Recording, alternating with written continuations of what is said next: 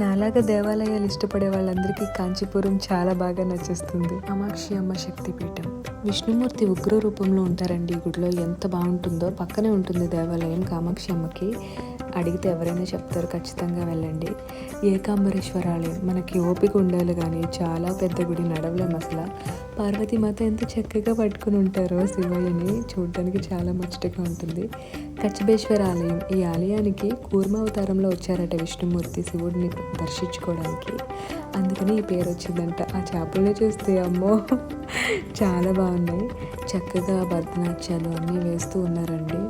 అన్ని టెంపుల్స్లో కూడా సందడిగానే ఉంది. వరదరాజస్వామి టెంపుల్ అందరికీ తెలిసిందే కదా, చాలా పెద్ద గుడి. టైమింగ్స్ మాత్రం కరెక్ట్గా చూసుకొని వెళ్ళండి, లేకపోతే ఇబ్బంది పడతాం.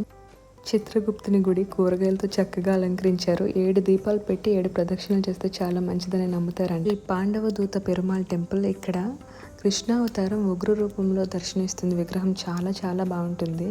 పాండవులకి కౌరవులకి యుద్ధం జరిగినప్పుడు ఉగ్ర రూపంలో ఆయన దర్శనం ఇచ్చారంట. చాలా బాగుంటుంది. భూ కైలాసం అంటారండి ఈ టెంపుల్ని. కైలాసనాథుడు దేవాలయం అంటే తీసుకుని వెళ్తారు, నడుచుకుంటూ వెళ్ళిపోవచ్చు మనం పాండవదూత టెంపుల్ నుంచి. 2 కిలోమీటర్స్. 1400 years బ్యాక్ టెంపుల్లో స్టన్నింగ్ ఆర్కిటెక్చర్ అసలు.